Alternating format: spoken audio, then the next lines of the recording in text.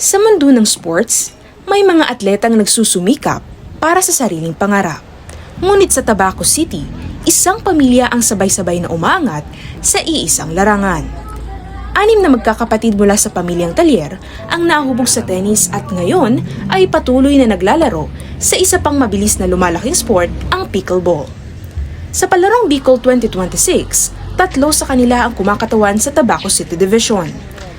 Lumaki sa tennis court ang magkakapatid na Talyer.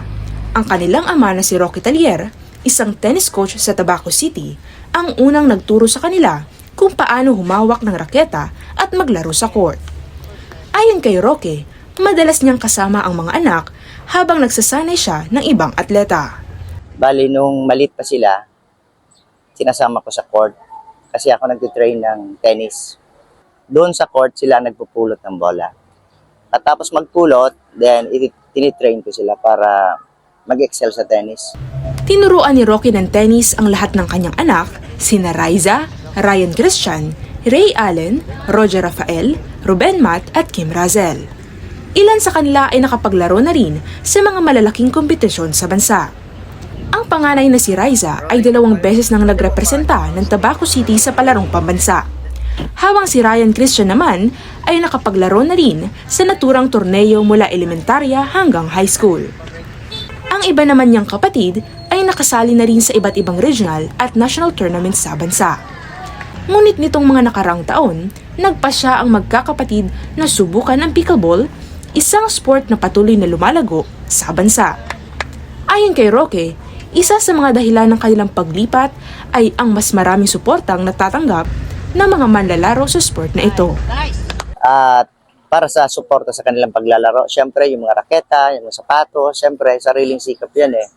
Walang nag-i-sponsor pa dati. Sa ngayon, sa pickleball nga, kaya sabi ko sa iyo, nag-ship na kami dahil marami nag-i-sponsor. At the same time, sila ang latest ngayon na champion. Hindi rin nagpahuli ang magkakapatid sa bagong larangan. Sina Ray Allen at Roger Rafael ay nagwagi bilang champion sa 2nd Albay Pickleball Tournament sa Intermediate Men's Doubles. Nagkampiyon din sila sa Regional Squaa at nakapaglaro sa National Squaa kung saan nakakuha sila ng silver medal sa tennis. Para kay Roque, layunin niyang hindi lamang ang kanyang mga anak ang magtagumpay sa sports kundi pati ang iba pang kabataan sa Tabaco City. Bali, ang aim ko sa mga anak ko na mag-excel sila. Kasi every sports, syempre kung saan ka doon mag-excel, doon tayo magko-concentrate. Diba? Then, syempre, hindi lang mga anak ko, bali yung mga player sa Tabaco, kailangan din i-polish, i-training para pagdating ng panahon, siguro darating ang panahon, pickleball, one of which na maging demo sport na sa palarong Bicol. Para naman kay Ray Allen, malaki ang papel ng kanilang ama sa kanilang paglalakbay bilang atleta. Si Papa po, tinuruan po ako since 2 years old po.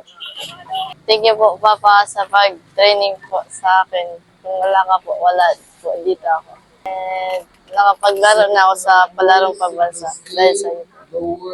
Mula sa simpleng pagpulot ng bola sa tennis court hanggang paglahok sa iba't ibang kompetisyon, patuloy na naglalaro at nagsasanay ang magkakapatid na Talyer, dala ang pangalan ng kanilang pamilya at ang representasyon ng Tabaco City sa bawat laban sa court. Hana Buragay para sa Bicol.ph.